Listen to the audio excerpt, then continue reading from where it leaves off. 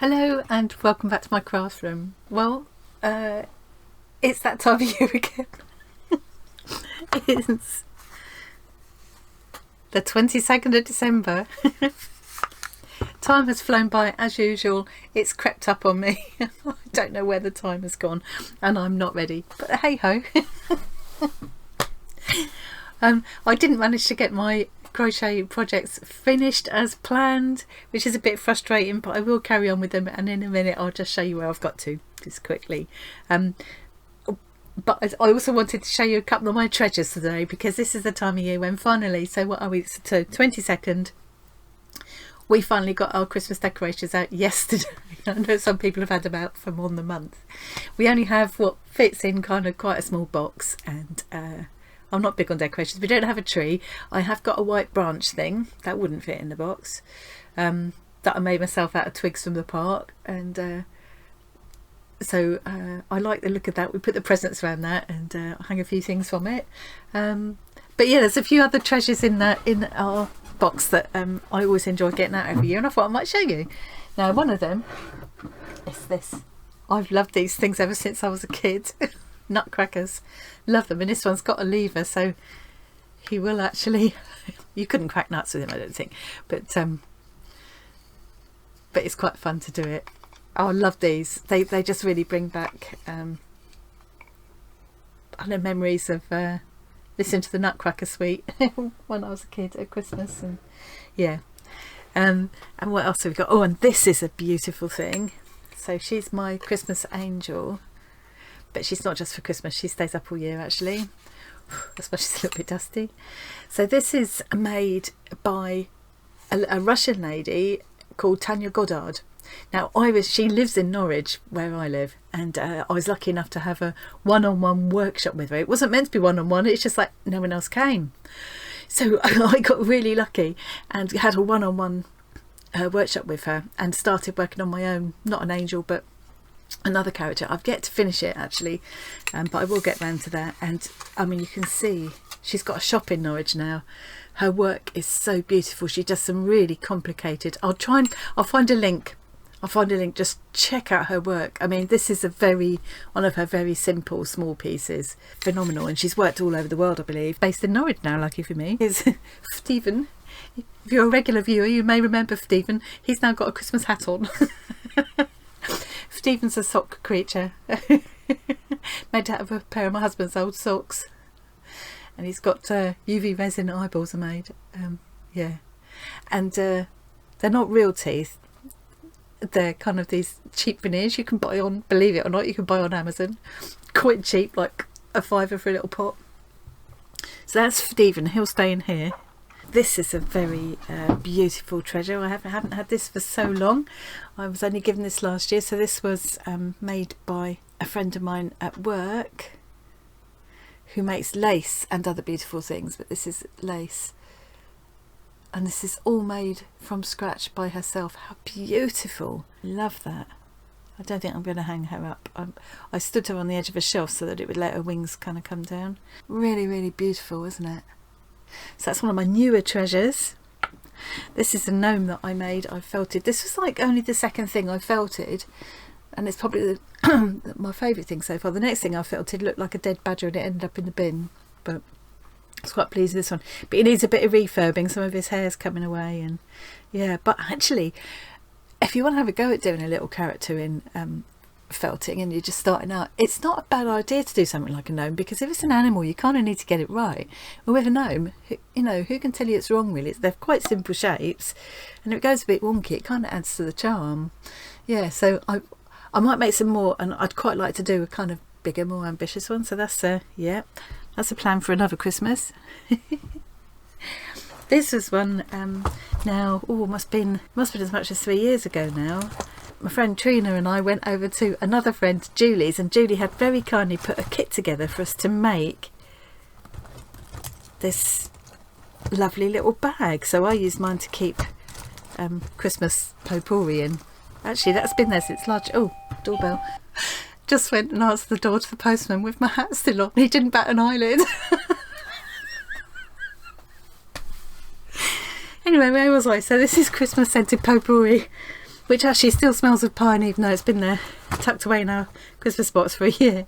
Yeah, so that's another little cute thing that comes out. I think that will get I can sit there.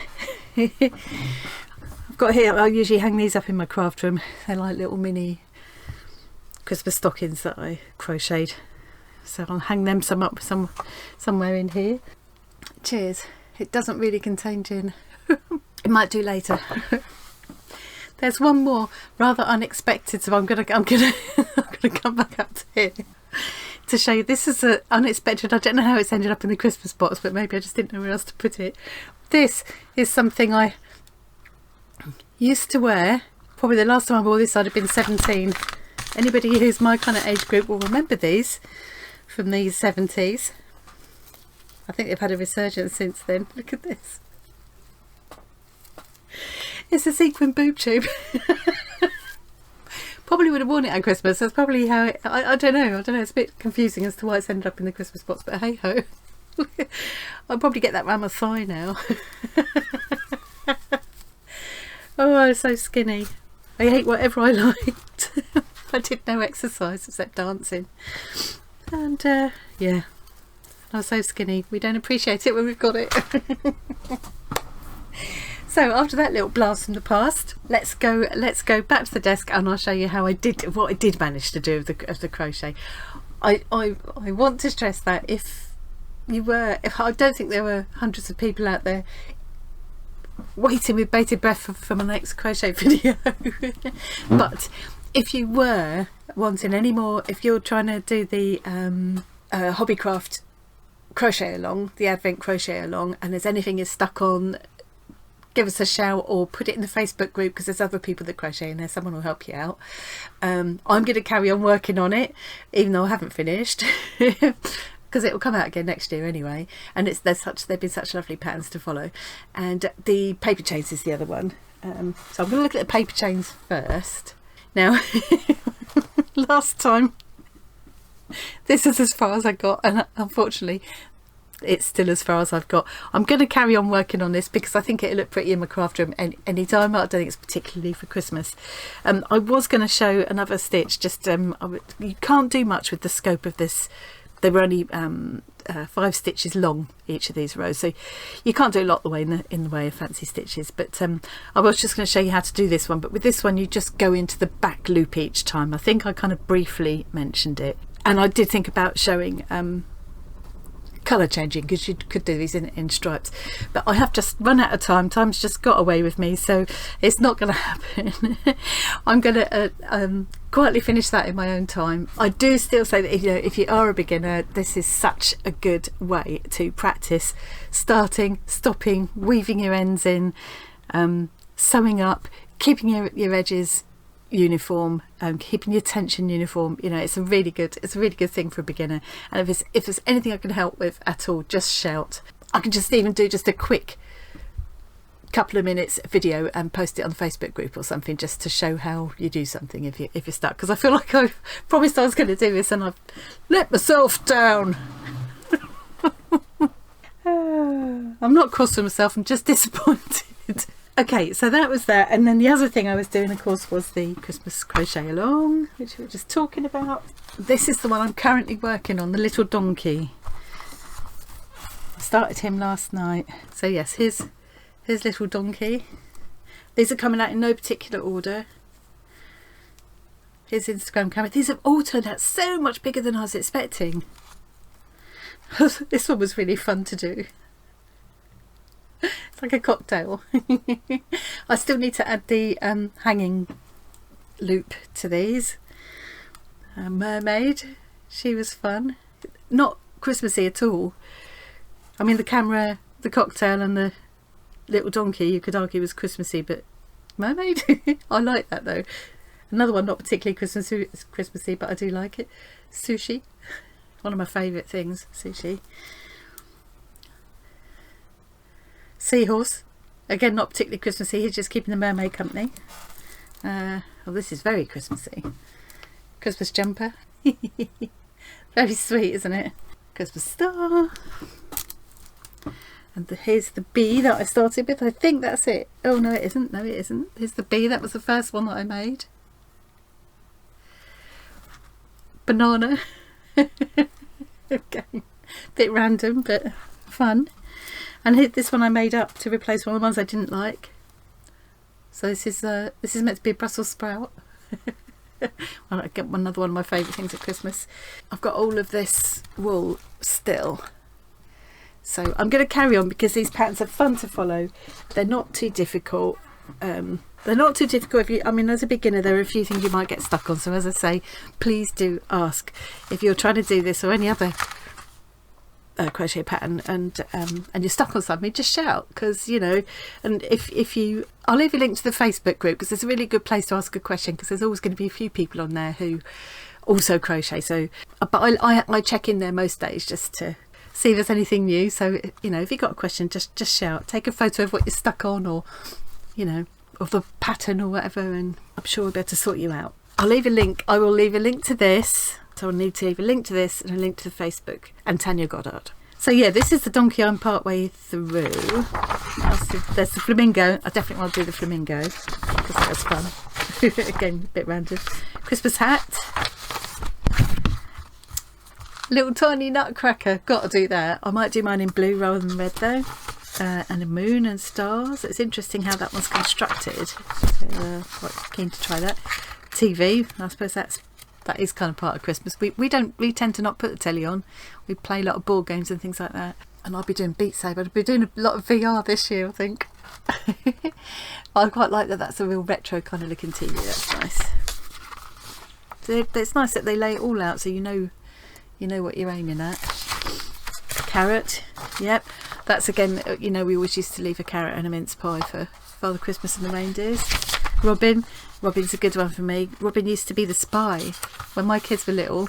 You could always guarantee that this time of year some of the other birds had disappeared, but there'd always be a robin, and robins are quite brave and will tend to just sit and look at you. So my boys believed, I don't know who told them, that the robin was Father Christmas's spy, and he was checking to make sure they were being good.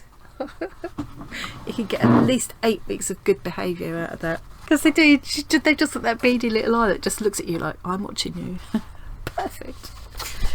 Oh, it's not the same when you haven't got little kids anymore though, is it? I used to climb on the roof just underneath their bedroom window. I would wait until they were like nearly asleep on Christmas Eve, so that, you know, if you get to that point where you're half asleep, half awake, you kind of believe things more. Like you kind of, when you wake up and you've been dreaming and you think, oh no, I can fly. I actually really can fly. I just need to remember how to do it. I just need to remember that I can walk up there as well as walk along the ground, you know.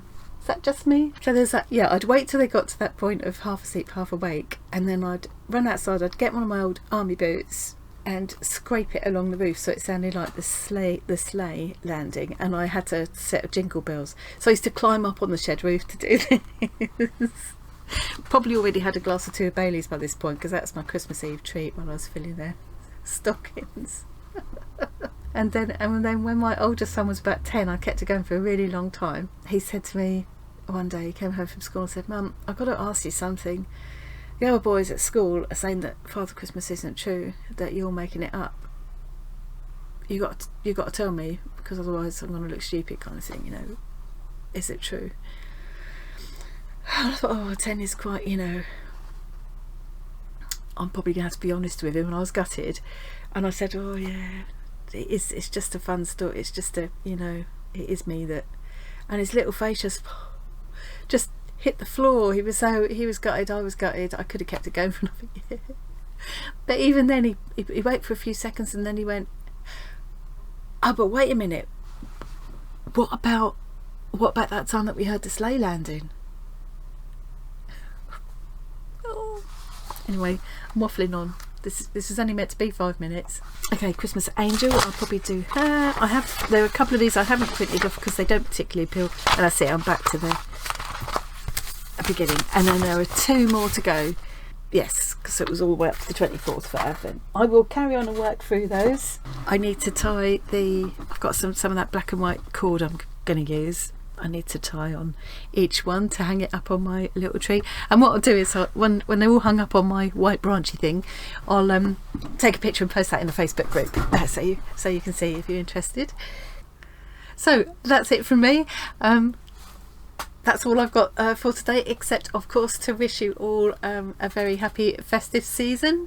Whatever you're doing, wherever you're doing it, whoever you're doing it with, I hope you have a lovely time. And I'm going to have a few days away from YouTube now, but I'll be back next week because I've got a couple more exciting projects in the pipeline to share with you. So I'll see you then. Take care, stay warm. If you're in Australia or New Zealand, stay cool. Okay, that's it. Enough waffling on from me. Have a good one, and I'll see you next week. Bye.